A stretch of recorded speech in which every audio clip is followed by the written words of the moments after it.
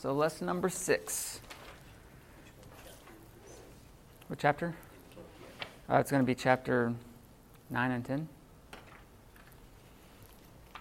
So we are going to be looking at the passive and middle voice and also deponent verbs. Passive middle voice and deponent verbs. And this is the vocabulary. It's for the one on the left-hand side is, am I standing in your way, Hannah? Okay. The one on the left is from chapter 9, and the one on the right is chapter 10. So we'll just say it together as our new tradition, since we've only been here, 6 times now? Okay. Airo, anaginosko, balo, baptizo, doxazo, eremos, zoe, cardia, keruso, cosmos, krino, uranos, sunago, sozo, tapas, phone, Allah, apokrinomai, arko, aspazomai, ginamai, mende, ουδε,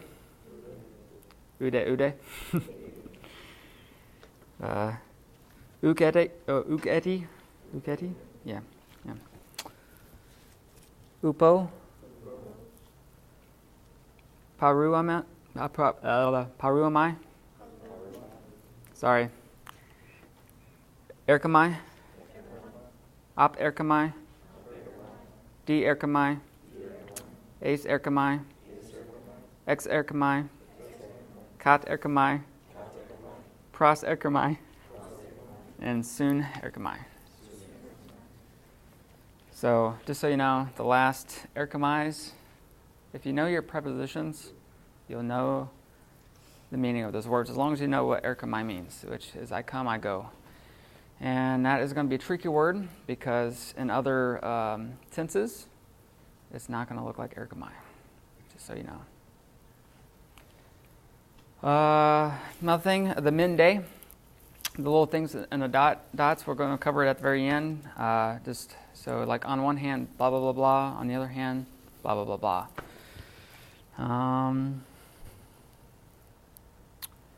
For purpose of memorizing, you got krino, which is I judge, right?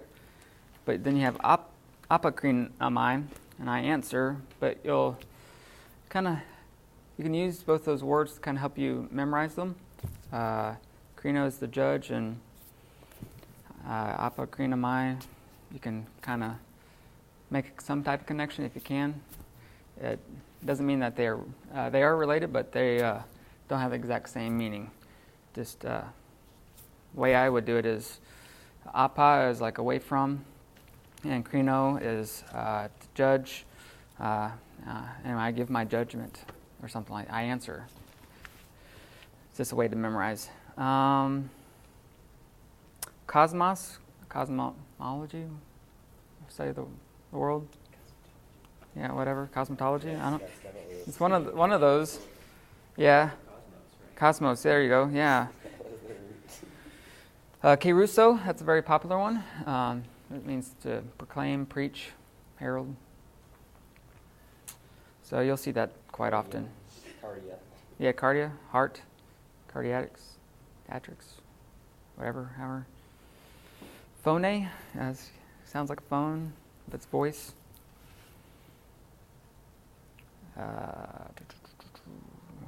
Uranos for heaven, and in the New Testament it is often plural. Just keep that in mind. It's probably because it is in the Semitic languages, so Hebrew and Aramaic, they would say heavens or the heavenlies for heaven. just how they would describe heaven. And they oftentimes say heaven to describe the sky. Yeah, so, I mean, from a Jewish standpoint, they have 3 heavens, the sky, space, and heaven. So this particular word refers to heaven as a... Depends on the context. Yeah, depends on context. Yeah, just so you know that they usually say the plural, but it's when you translate it, it probably should be singular when you translate it. It's just it's a mind how they, how do I word it? Most of the New Testament writers are Jewish, and from a Jewish mindset, they would say the heavens when speaking of where God is.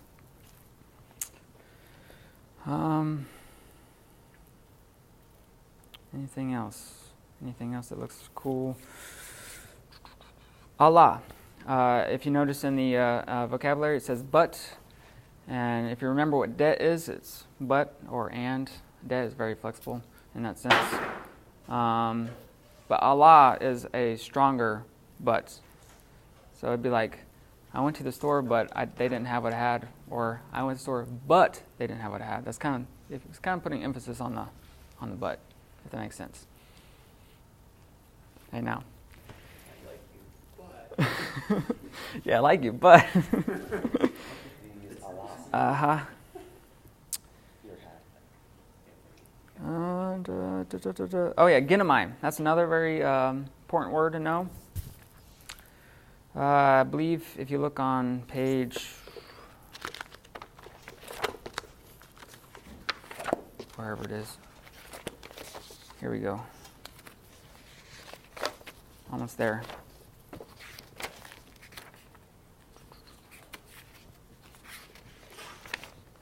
Page 69. In the very bottom, the basic meaning of the verb ginomai is to become, but it also can mean to happen or to come to pass, especially in the gospel narratives is when those other forms or meanings come about. But yeah, ginomai is it's kind of like the to be verb, ami verb. It's just another way of saying it. Or it can be used that way, I should say. Just so you can be aware of that. Okay, well, let's move on. So there's a few things we need to remember back from lesson 2, I believe. The first thing is to parse verbs, we need to identify what exactly. Do you remember? I kind of had it on the quiz. What are we looking for? I'll give you a hint. Person and number.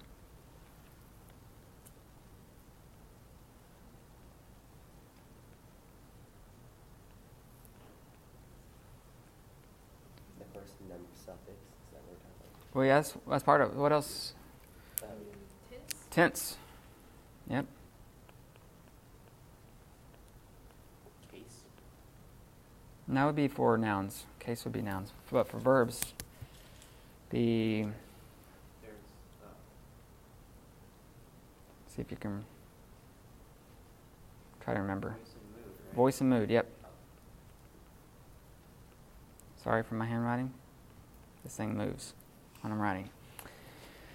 And what have we learned so far out of these? Present, active, indicative. And then we know 1, 2, 3, and we know singular and plural, right? Correct? Well, today, what we're basically doing is adding on to the voice. So we're about to make the verb a little bit more complicated, okay? Yay. I thought you were going to say we were adding on to person or number. Fourth Fourth, person. that would really be complicated. Out of the world, out of this world. So we're going to learn passive and middle. And I will allow D for deponent. Okay? So that's what we're going to be learning today. So tense, voice, mood, person, number. And we already looked through present, active, indicative, first, second, third, singular, plural, and today we're going to be learning about the passive, middle, and even the quote-unquote deponent verbs. And we'll get to that when we get to chapter 10. Let's just say deponency is a debated concept in the Greek grammarian realm. We'll learn it when we get to chapter 10. Okay, second thing we need to remember is the things that we learned about voice in our second lesson. Voice is the quality of the verb that indicates the relationship of the subject of the verb to the action of the verb. Active voice describes the subject as performing the action, like Mike hit the ball. Passive voice represents the subject being acted upon, whereas Mike is being hit by the ball. Active and passive voice are the same in Greek as in English. Greek has a third voice called middle, which describes the subject as acting in its own interest. And today, this is when we get to learn about the middle voice. So looking at this little diagram or picture at the bottom, where I have lines, active voice is the subject acting, passive is something that's acting upon the subject, and middle is kind of like a both two-way. It can be both, but primarily the subject is kind of being emphasized. So just looking at the examples, I love is in an active voice, and in the passive would be I am being loved. You can also say I am loved, and that would be passive also, which I'll get to more on that in a second. Any questions on what we've gotten to this point? Make sense? Okay. The third thing we need to remember is the verbal aspect, which verbal aspect has both time of action and kind of action. And all we are really worried about today is the present, because that's where we are. We haven't learned other tenses, but present is can be progressive in the sense there's a continuance or habitual state to it, or it could just be a summary, just I love, or versus I am loving. Does that make sense? So you have to keep that in mind when you're translating, because it can be important to the meaning of any given thing that you're translating. Yeah. Any questions on the verbal aspect? Everyone remember when we talked about that? Somewhat? Do these all have different endings? What? All these, would these all affect the ending of the verb? So the verb can change in multiple ways. You can have stuff in the middle, it can have stuff at the end, it can have stuff at the very beginning. Right now we've only looked at the end and we're still looking at the end. But yeah, we'll change the ending. Because I'm wondering how you're going to be able to tell the difference between all these and nine. Oh, yeah, well, this is, yeah, we'll figure it out. So, I'm going to look at the endings first, and we're going to dive into what passive, middle, and deponent stuff is, okay? So the passive and middle voice paradigm. Let's say this with me, because this is important. I think it's pretty common. Like, almost in every paragraph, common. So, my, sai, tai, meta, ste, ntai. Let's try that again. My, sai, tai, meta, ste, ntai. You say ntai? Oh, untai. Mm. You're just cleaving. Like an N. Ntai. Yeah. Those are very important endings. And How do you say the second person, third plural again? Just do that one again. We're gonna ste, ste, Stat. ste, Yeah, it's got It's STH. Ste. Because it's theta. ste. There. Yes. There we go. We're getting it. It's like the name Seth, but you swapped the TH and the E. Correct. Instead of Seth, it's the. What I'm feeling right now is second person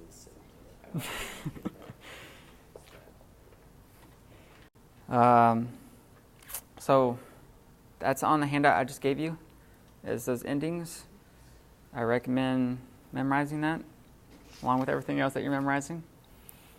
I'm sure you haven't got everything down yet, because life is busy and summertime at the same time. Anyway, passive voice. Passive voice usage is the same in Greek as in English. It indicates the subject of the verb. It indicates that the subject of the verb is receiving the action rather than performing it. In other words, the subject is being acted upon by an outside agent. For example, I am loosing the evil man. That is in the active voice. Because the subject is the one doing the action, right? I am loosing. However, the evil man is being loosed by me is in the passive voice. Because the evil man is the subject and it's being the subject. Yeah, got it? Any questions on that? Pretty simple. So if you'll note that when this sentence is changed from active to passive, the direct object in the active sentence becomes the subject in the passive sentence. The subject in the active sentence becomes the agent who performs the action in the passive sentence. So the main thing you just need to know is that the passive, the subject is being acted on. And whereas active, the subject is the one doing the action. That's the main thing you just need to know. And if you can just filter a translation through those two rules, you got it, okay?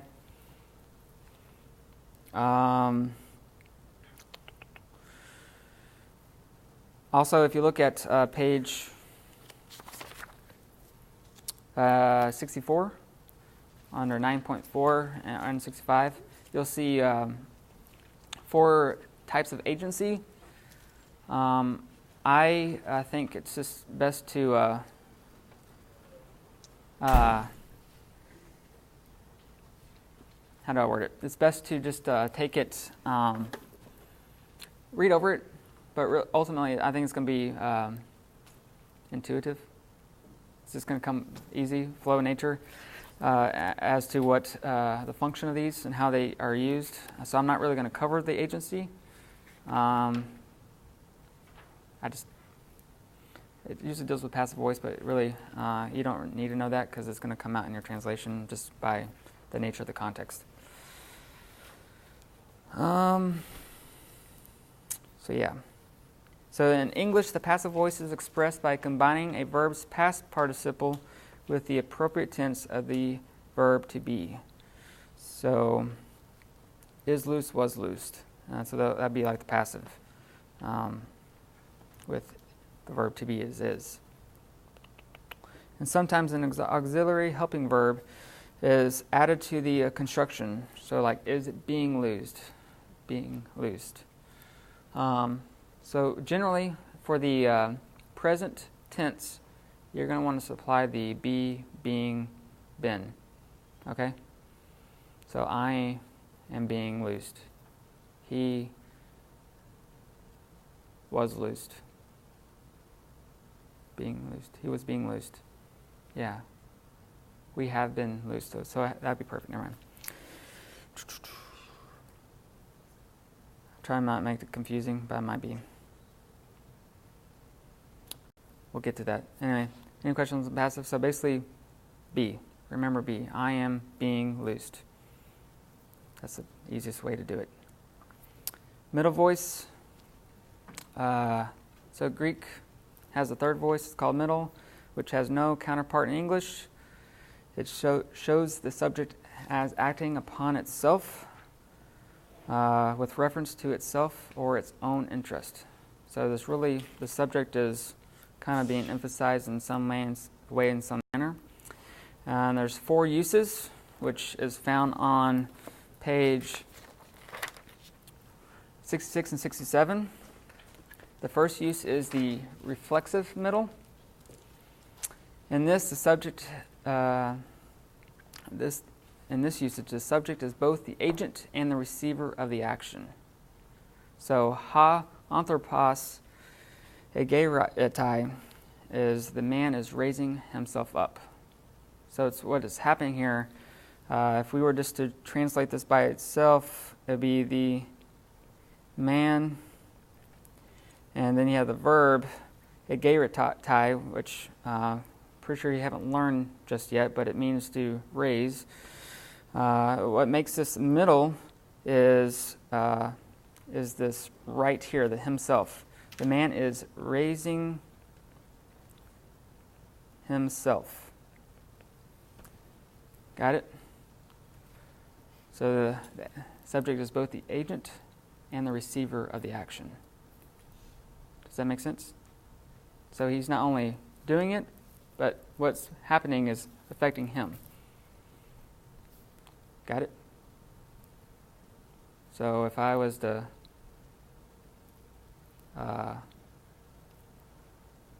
think of another example. What's a vocabulary word?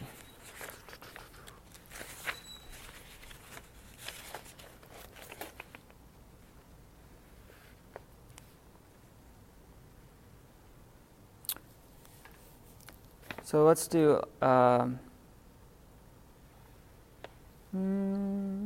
save or deliver. The man is saving himself. So he's not only he's the one who's performing the action, but he's also receiving what the outcome is. He's the one who's doing it on behalf of himself, if that makes sense. So the reflexive middle is also called the direct middle. Is not widely used in the New Testament, but it does happen.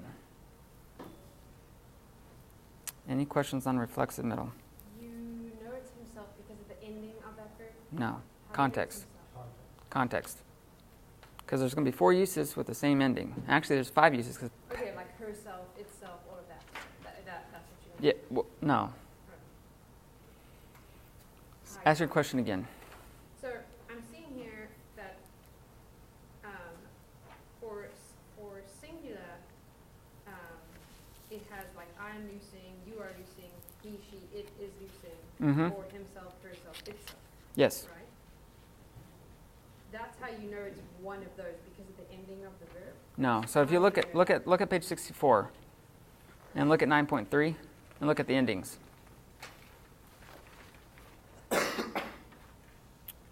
And then look at page 66 and look at 9.6 and look at the endings. They're exact same. So you have passive and middle endings are exactly the same. See that? Yeah. So it's not going to be the endings, it's going to be the context. And I'll get to... So if there's no object, if there's nothing in the accusative case in the sentence, it has to be reflexive because there's nothing to receive the action, right? Is that one way to But tell? it could just be the man is being raised. Yeah, it could be the man is being raised. How do you know? Context. So not the context of the sentence, the context of the whole paragraph? Yeah, paragraph is the basic level of meaning, yeah. To be the paragraph. So literally that sentence, as it appears there, without any context, could be the man is raising himself or the man is being raised. And more. And more. Okay. Yeah. Well, so can you sprinkle, it mentioned in here something about a reflexive pronoun.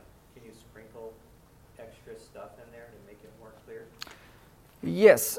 So commonly, as it says here, or I should say, the reflexive middle is not as common because there is a reflexive pronoun.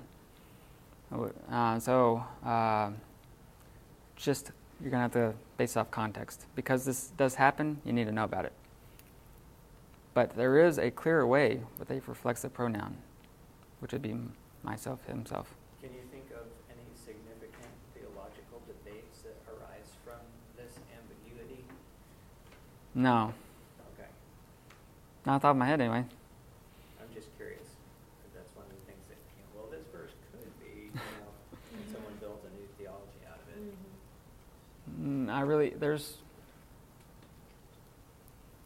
No, I can't think of any. It's really not that many significant things like that. Okay, everyone understand the reflexive middle? That's number 1 out of the middle, out of 4. So you see I have a 2/4 now instead of a 1/4. So we're on number 2, intensive middle. Now, I don't like the way this book words this. So I would just say this usage emphasizes the subject, not the subject's performance. I think it's pointing to the subject, not the action, if that makes sense. So if anything at all, it's just pointing to the subject. So this would be, I myself am loosing, or I myself am raising, whatever. Does that make sense? So it's kind of like the intensive special use of the special use of the autos on page 53, the intensive autos, autos, and where it's supplies the word self, like himself, herself. Well, the middle is basically the same thing. It's making the emphasis or on the subject.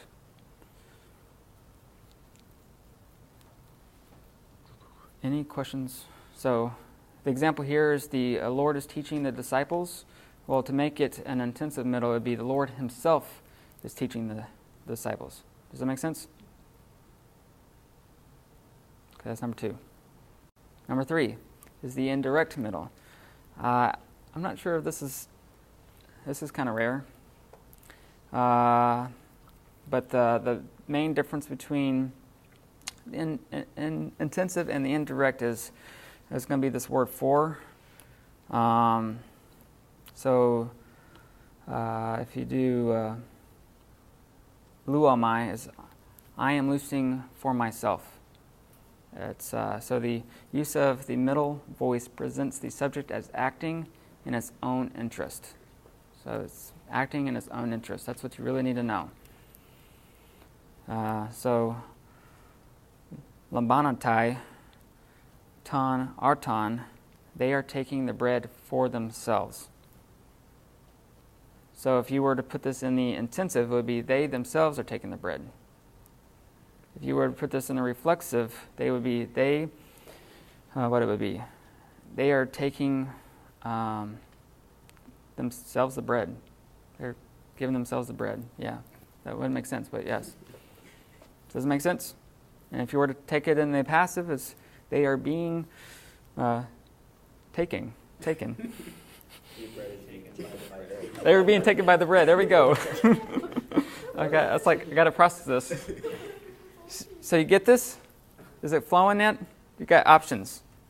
Okay, number 4 is the reciprocal middle, and this only happens in the plural, so it limits your ability. Your limits. So if you see a plural verb, you have 4 options. If you see a singular verb, well, actually plural, you have 5 options with the passive. Singular, you have 4. Does that make sense? Okay. So the reciprocal, this usage of the middle represents an interchange of action among a plural subject. So as in, ha mathetai didaskantai. The disciples are teaching one another. So what is applying is the one another. If you were to do luantai, they are loosing one another. So it's just, there's more people, so they're doing among themselves instead of focusing on one individual person. Does that make sense? Did I explain it clear? Give me a look. Am I clear? Okay. There's 5 different uses here, so of this one ending. What's the 5th? Passive.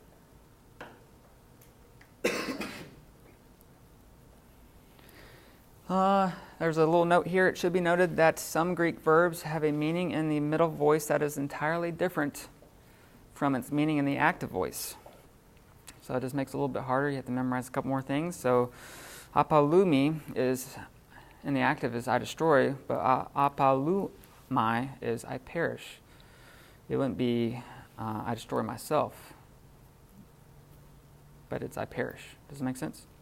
But in passive, it would be I am being destroyed, which is basically perishing. Well, I'm being destroyed, yes. Okay. Yeah, it would be. So middle kind of takes the passive. Yes, it does take the passive. In that sense, yeah. Any questions on that? Okay, so let's look at the luo paradigm. So we covered the mai, sai, tai, meta, ste, ntai, right? Well, if you look at the luo paradigm, it's luamai. How will I say it after me? Luamai. Lue. Luetai. Luameta. Lueste. Luantai. Luantai. Luantai. Luantai. Luantai. Yeah. So what's different up here in this? Second singular. Yeah, second singular. Boom. Boom. So your book doesn't talk about it, even though it says, look at chapter 17. It's still not in the chapter 17, so I don't know why they said that. But the main thing you need to know is there's this thing called contracting that happens, which we'll learn more later when we learn at contracting verbs. So some things just drop off and change, okay? The main thing that drops off is the sigma, okay? Why is that highlighter? There we go. Sigma. For some reason in the singular, in Greek verbs, sometimes the sigma is not liked, so they drop it out. Don't ask me why. So what you have here is, because what you would expect would be a lu, sai. Okay, that's what you would expect. But what happens is this thing drops out, and you have an epsilon and an alpha together. But Greek doesn't like that. So what they do is contract them together, and it forms into a eta. Sorry for my... So it'd be lu a. Got it? However, you got this little iota still. So where does that go? It drops into a iota subscript. Is this a random rule that you need to... So does that affect the pronunciation of that little thing under it? No. They used to... Probably in Attic Greek probably did, but in Koine Greek it doesn't. Why not just get rid of it? It is important to spelling. Because lue can mean something else. Yeah, we have silent E's in our language.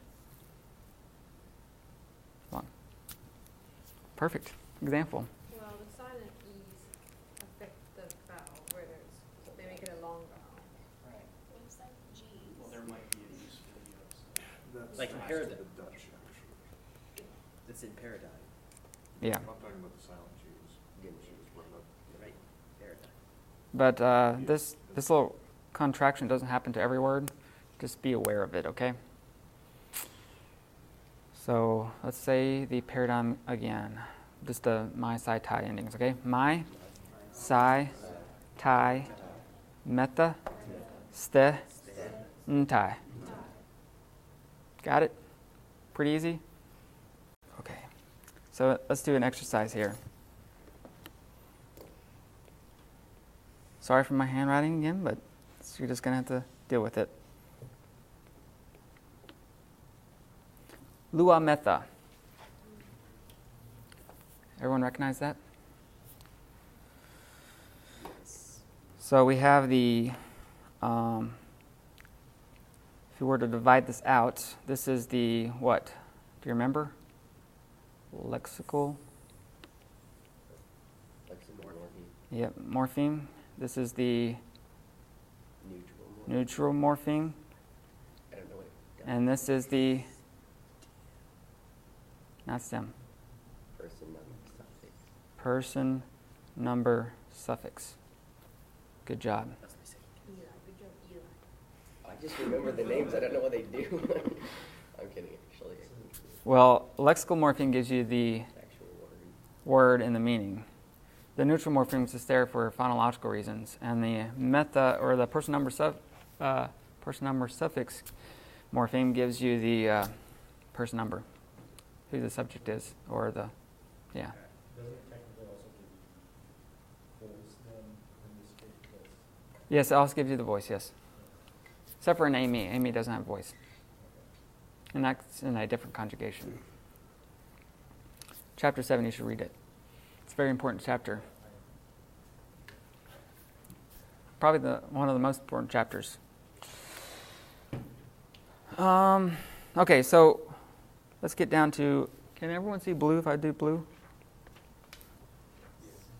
Can everyone see that? Yes. I'll do a different color. So we have passive. We have reflexive middle. We have intensive middle. We have indirect middle. And we have reciprocal, whatever, middle. Got it?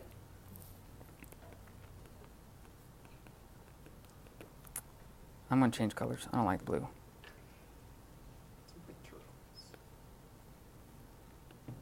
So, lua metha. Let's try to do this in the passive tense. Anyone want to give it a go?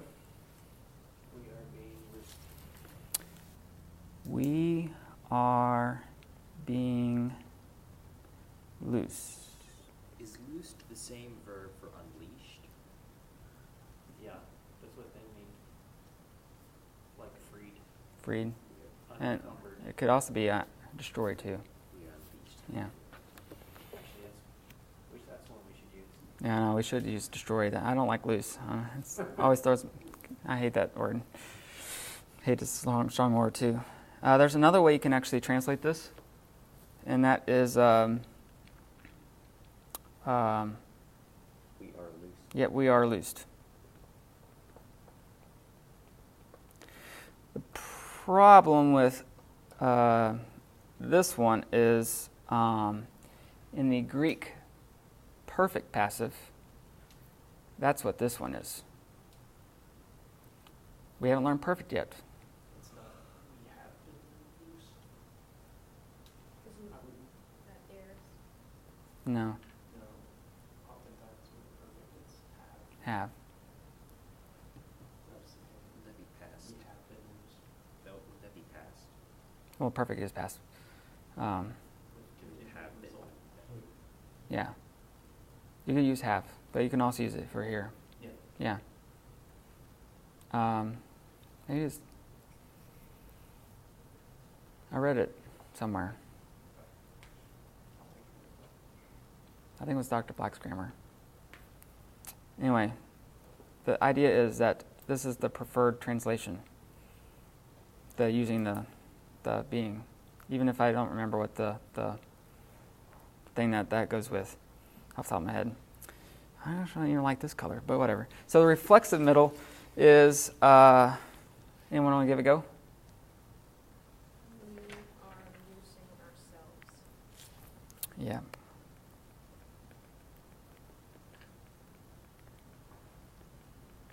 Cool. Intensive middle. We ourselves are losing. What are we using?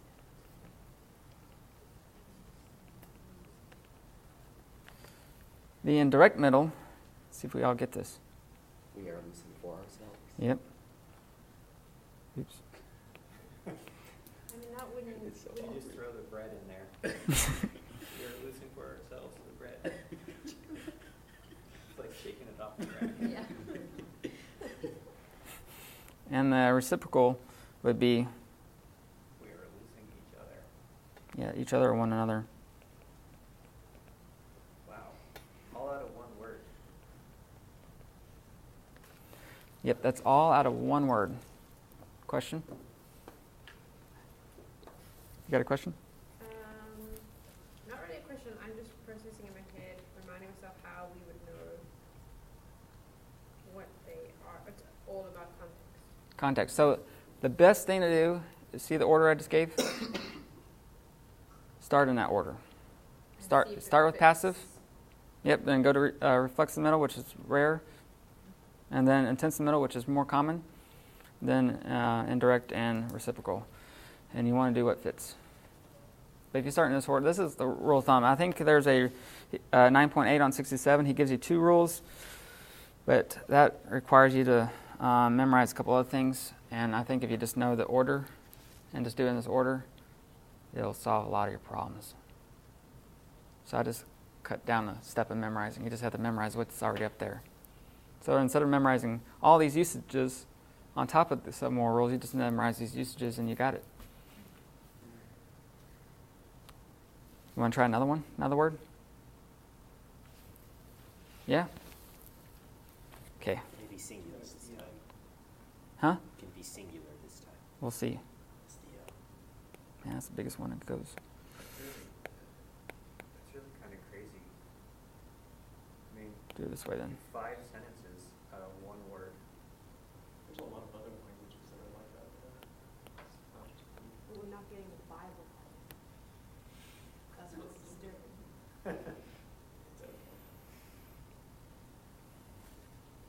So loué. So we have passive, reflexive middle, intensive middle. Sorry for my writing. I'm writing it really fast. So loué. What's loué? Actually, let's break up the word real fast. Where would you divide the word? For the eta. For the eta. You're right. And this is the what? Let's go more. Yep, lexical morpheme, and this is the Subject. person number. Suffix. Yep, suffix. Boom. And remember that there's the contract, so you lose that neutral morpheme. And we can go on to translating. So if it's in the passive, it would be what?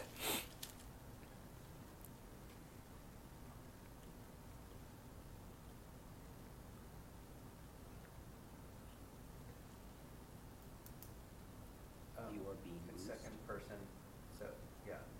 You're- It's the same as the chart we just made, except it's not Yeah, but use, it's all singular use. yep. So you are being loose, right? And reflexive would be what? You are losing yourself.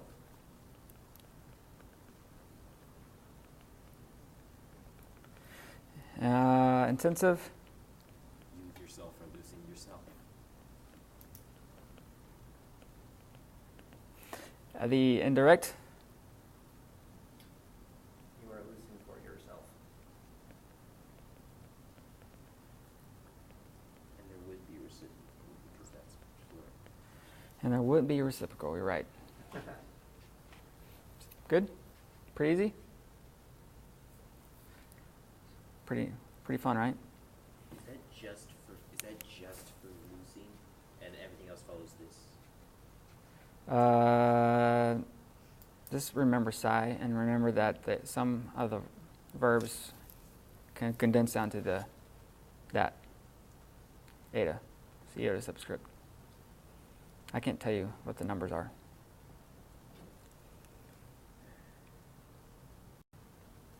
Okay, any questions on passive and middle before we go into deponent verbs?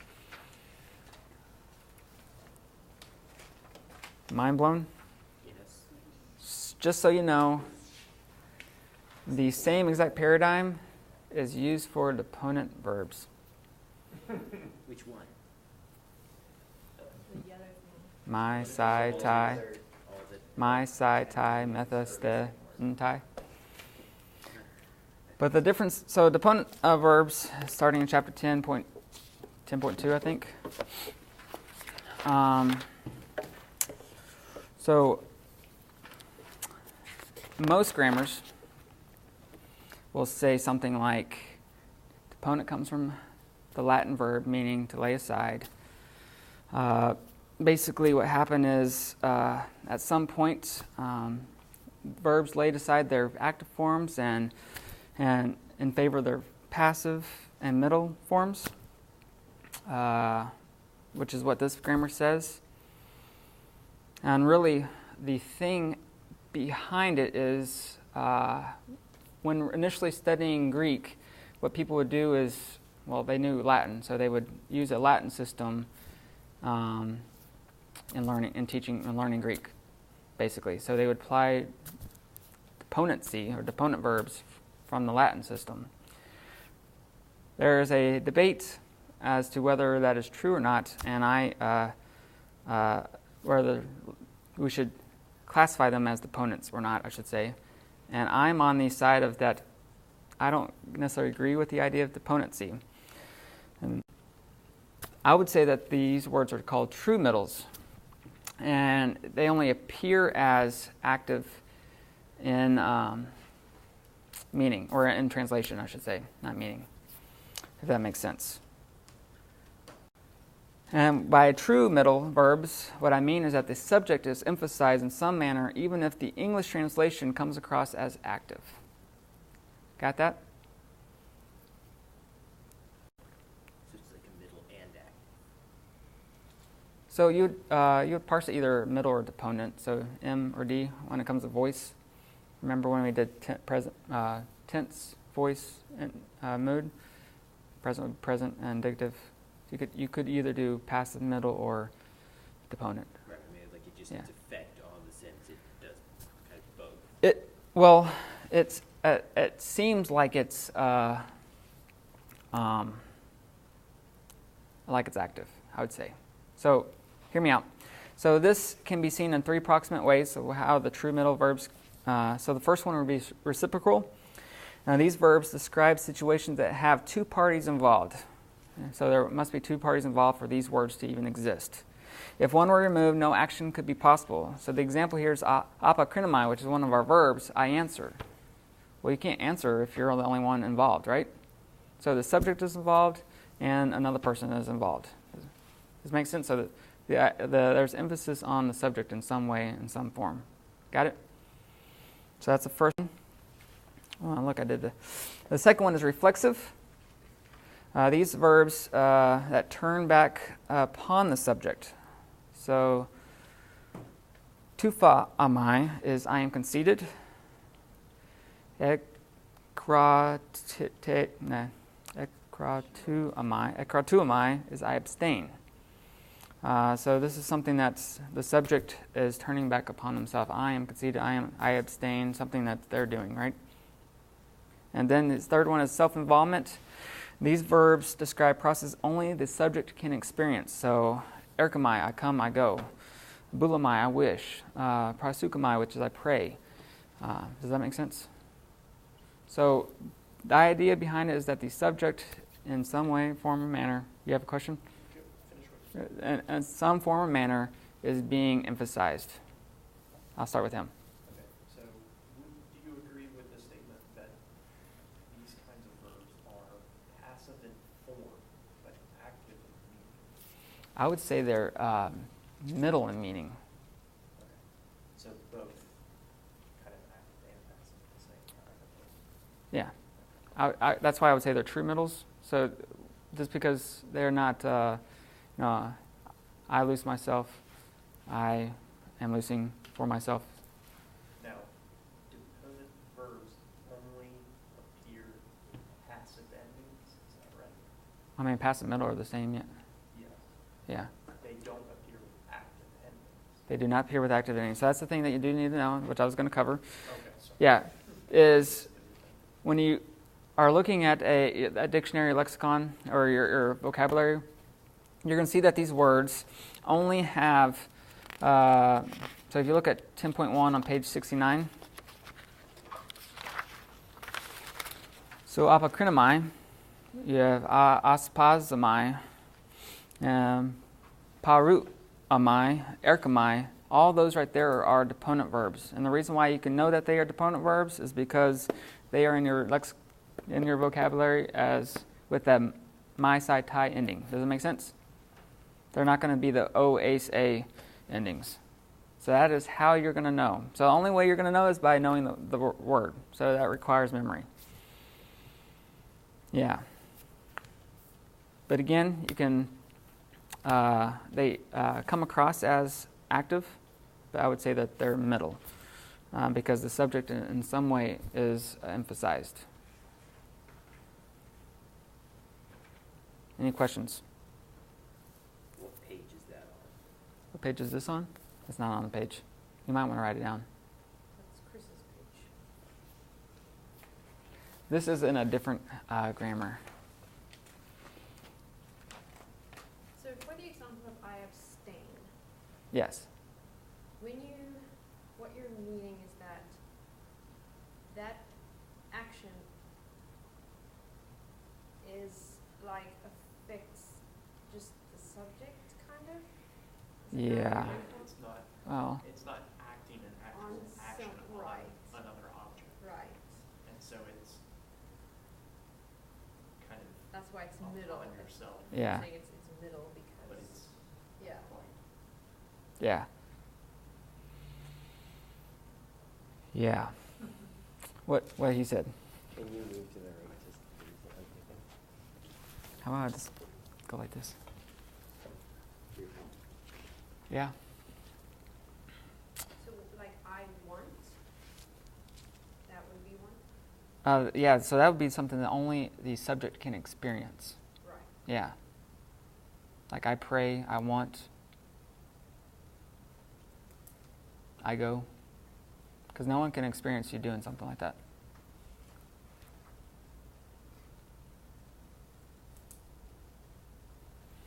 I become.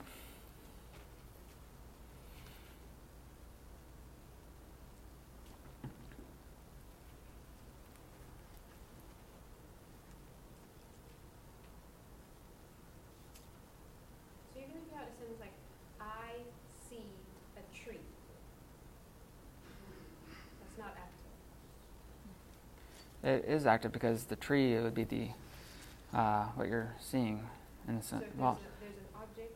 there's an object there, yeah. Okay, oh, well, but you're not acting upon it. But, your eyes are moving toward it. You gotta, I mean, Like, yeah, but if you just said, I see, then it's a determinant. I mean, there's going to be some flexibility in grammar and in any language. Yeah, So, but would yeah. that be true, that if you just wrote, I see, it would be a determinant? no. I think it's whether or not it's possible to change it into something else. Like, because you can see something, so it's always active. But like, I abstain. In English anyway, the only thing you can do with abstain is you can abstain from something, not quite acting on it. Yeah. Something like that, yeah. Lack of action.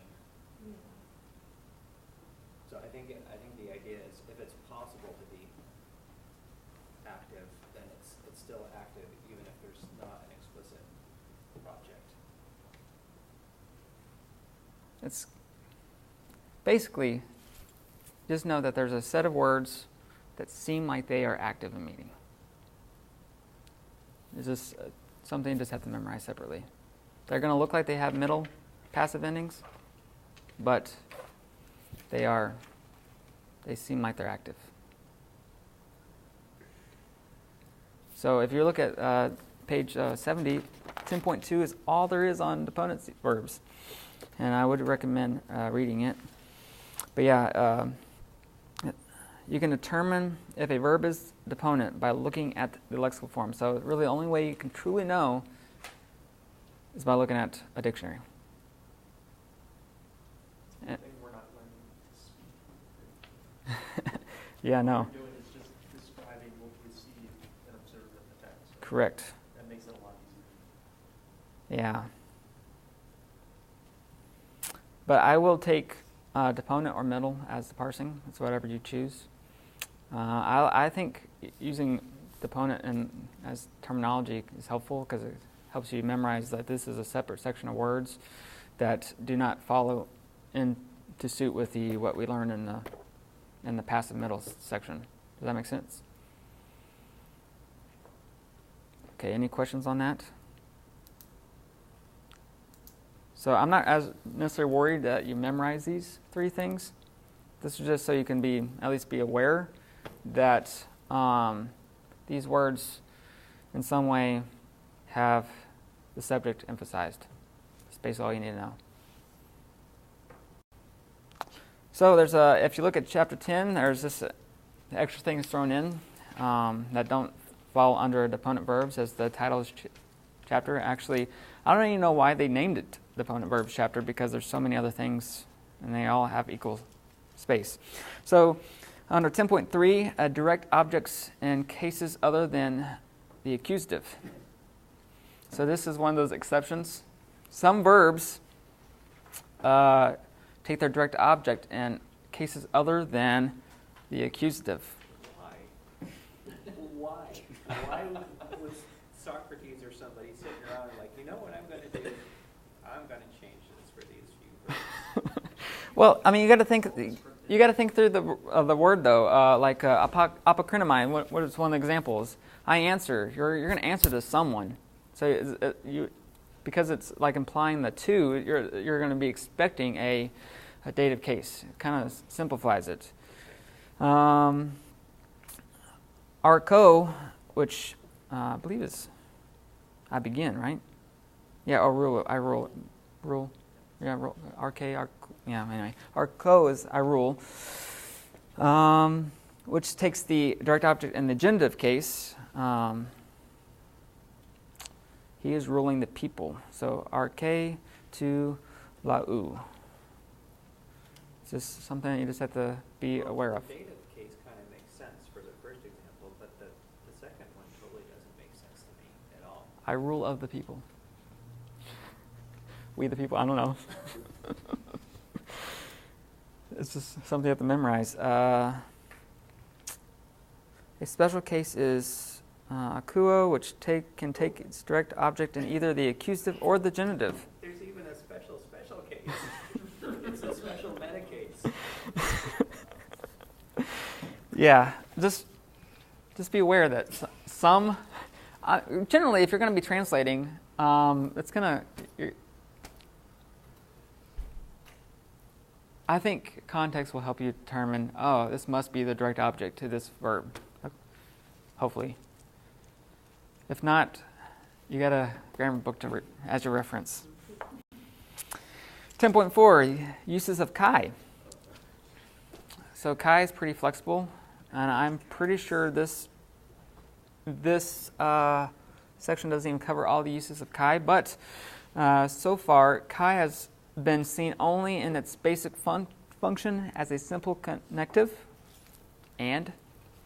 but this conjunction has other uses as well. Originally an adverb, kai is often used adverbially to add emphasis to the word that follows it. In this usage, kai may be translated as also or even. Both context and location must be considered when translating kai. So, just know, if you just remember and, also, even. Kai was my favorite Greek word until right now. There's a couple more I'm trying to think of off the top of my head. I'll look it up.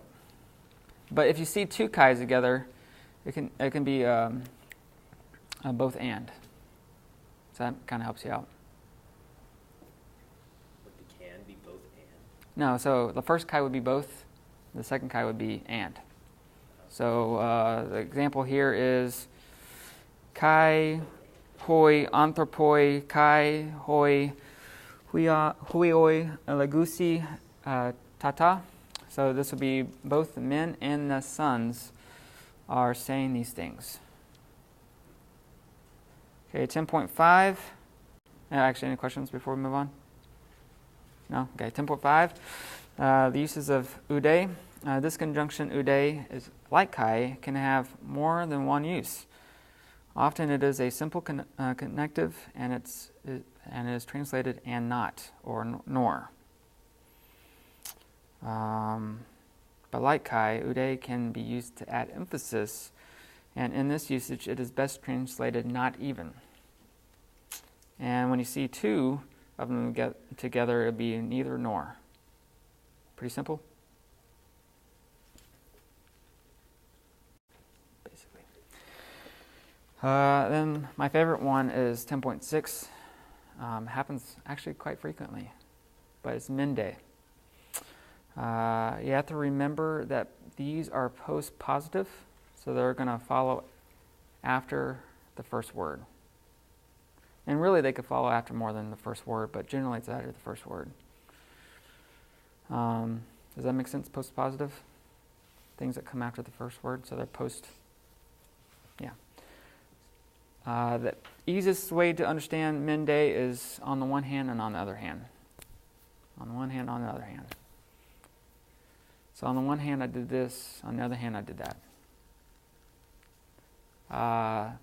But if you want to be, if you think that's too much or too wordy, you can just leave the min untranslated and just translate the day as but. Just keep that in mind, that can affect the translation. So it's translation philosophy, however you want to go about translating that. But yeah, any questions on Mende? I think that is it. So questions? Going once, going twice, and not sold. Okay. Vocabulary. What time is it? Okay, good. Do y'all? You made the dots bigger. That's nice. I did make the dots bigger. So I think I only picked out 9. If I picked out 9, that's better for you than 10. I try to pick the ones I see the most. I've only translated 3 books. So, and they all have, actually no, 4 books. They all have John and Paul. I should stay out of the way. Yeah. Doesn't matter. I Can't read it? No. You want me to see if I can zoom in? I don't think I can. Oh, there we go. Look at that. So that looks completely different than my screen, but that works. Can you see that? Much better. I can get a better picture now. That's awesome. I bet it's actually zoomed out. This is how you learn to read right here. I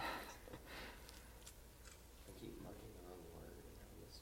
I'm teaching myself to read with my phone, so it's working to translate that. Okay.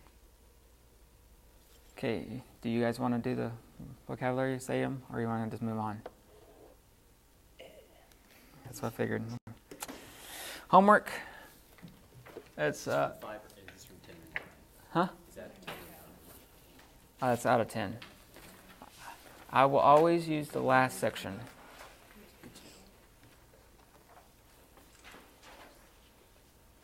I only added an extra one because there's one of them I wanted just to, so you can practice on if you have time. So 4, 5, 10, 12. 4, 5, 10, 12. Everyone got that circled? Everyone got it circled? Yes. Oh, it's going to be page 73. Page 73. 4, 5, 10, 12.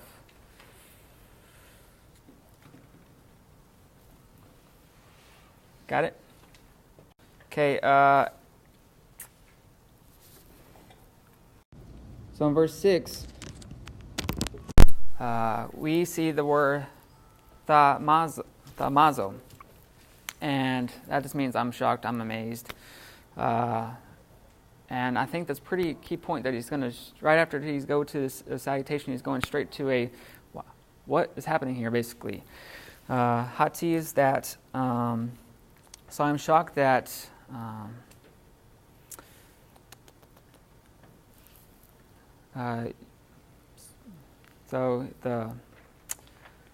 if you look at, where's my pen? So that would be, I'm shocked. And you can know that's a verb because of the omega at the end. And this is basically the root, the maz. Litamazo. Hati is that. And then you have this right here, which is hutos, toxeos, and metatitheste.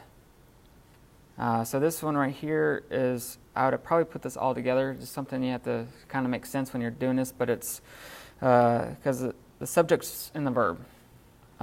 So that you, if you look at your word list, but it's so quickly,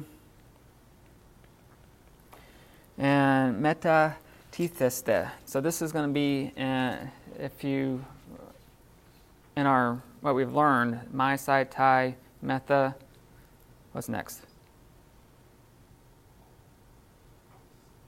Ste. Yeah. So even if you don't know the word, you got some idea of what it might be. So it could be a passive, middle, or it could be a deponent. And that's one thing that you have to kind of figure out. But I'm pretty sure this is just a middle one that you. But it means, if I remember right, to turn away.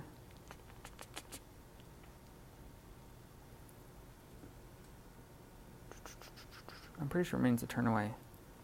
You so quickly turned away, stepped aside. I don't know. I'm going blank. I've heard it translated as deserted. Deserted, yeah. Change sides. Departed, I think, is another one that could be. That you, so I would probably, to make this a middle, that you yourselves, so make it intensive. So quickly departed. Let's just do that. I gotta zoom out because I can't see it. Then we have apa to kalesantas, which is a participle which we haven't learned yet, but we know what apa is. Remember what apa? It's our preposition, and you can look it up. From? Yep, from. So this will be the one who called, and humas. What's humas?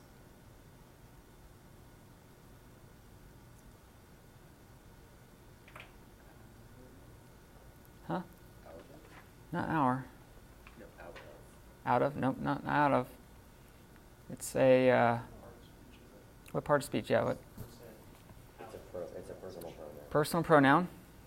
You, right? You. Yeah, it's a plural. It's in the accusative. Yep. And it's plural you. You. Plural. Or y'all. No, yeah. Yeah, you, y'all. Yep. Personal pronoun. Then we're going to have, just do it. So it'll be, in is in. Kariti is grace. Then we have Christu, which is an agentive. Well, Christu. No, Jesus has the Christu would be an agentive case. So in the grace of Christ. Into, and now I did want to look at this word here, heteron. It's going to be in your vocabulary. Maybe chapter 3 or something like that, chapter 4. Do you remember what this is? It's Another. Now, yes. And so now this is where you kind of got to ask yourself, is this another of a different kind, or is this kind of how it's been simplified in Koine Greek, is this just another? So this is where you got to think about your own translation philosophy and how you're going to do it. But I like to say it's another of a different kind, because you know what he does later? You know what Allah is? Or Allah, I mean? Or Allah, yeah, it'd be Allah. Huh? Like a stronger version. What? No, that'd be with the alpha at the end. Okay, look at the same vocabulary word that heteron is on.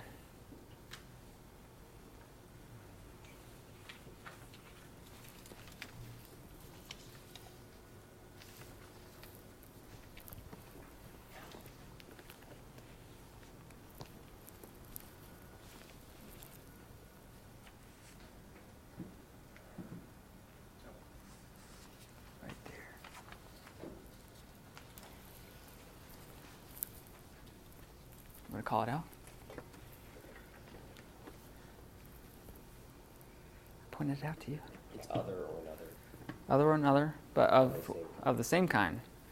So so we have that in mind. Heteron is possibly other of another kind, and Allah is probably other of the same kind, right? So we have other into another. Let's do that one. Evangelion. You know what that is? Gospel. Then we have ha, which could be which. Estin, uk, Allah, which is, Isn't that not? or there is, not another.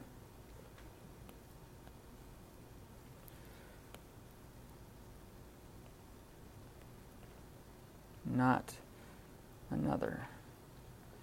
So you have two anothers here. So Paul is saying, I'm shocked that you yourselves, so he's pointing out by using the middle voice, these subjects, that you yourselves so quickly departed from the one who called you in the grace of Christ into another gospel. Now, you can almost bring this out into a completely different gospel, which there's not another one like it. See how I did that? So you can make a kind of like a you can use the meaning of the words to kind of translate if you wanted to, depending on if you want to accept if heteron means another of a different kind, or an Allah is another of the same kind. Does it make sense? And this is just my translation. It's probably hard to read for some of you, but I just want to kind of use a couple of different examples. So if you notice that verses in our Greek text, or even in English translations, those have been applied way after this was all written. I think in the 1500s for New Testament.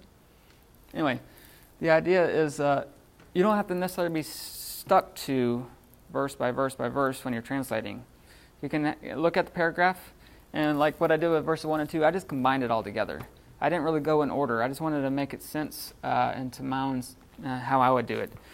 So I translate the whole entire thing as Paul, an apostle, all the brothers who are with me. This letter is to the churches in Galatia. My apostleship is not from man nor through man, but through Jesus Christ and God the Father. It is this God who raised Jesus from the dead. Grace to you and peace from the Father and our Lord Jesus Christ, who gave himself on the behalf of our sins, so that he himself may rescue us from this present evil age, according to the will of God, who is our Father. To this be the glory forever and ever. Amen. And I said, I am utterly amazed that you, so you could do it many different ways. You could do you, yourselves, you, bold, underline, whatever you want to do. I just did you so quickly left what you have believed and received from us. You stepped away from your calling in the graciousness of Christ, from that into believing a completely different gospel, when in fact there is not another. For you don't see that there are some who want to corrupt you and even desire to pervert the true gospel of Christ into something else. But to make this clear, even if we or an angel from heaven preach to you a false gospel contrary to what you heard from us beforehand, let them be accursed. Let me say this again. As we have said before, if anyone proclaims to you a so-called gospel that is different from what you received before, let them be accursed.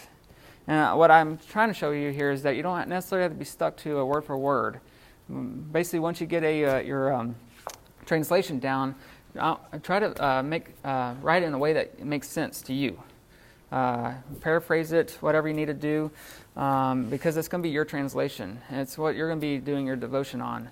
And my whole point in doing, kind of showing this is that you can use things that are within the text and in the paragraph to add to it, if you may. I mean, if it's within reason, such as the heteron and Allah. You can it's a completely different gospel when there's not another like it, type of thing. Just you're using the language and how it's understood or possibly understood. And also, I kind of used Like when I said you stepped away from your calling in the graciousness of Christ, actually, hold on. What was I going to say? You so quickly left what you had believed and received from us. Well, I actually got that later on, and I think in verse 9 or something like that. My point is, I'm trying to make it clear when I'm writing it. I'm not necessarily following, because Greek thought and English thought is going to be different. So what I try to do is I'm going to translate pretty much word for word, and then I'm going to paraphrase it. And if I could just show you an example.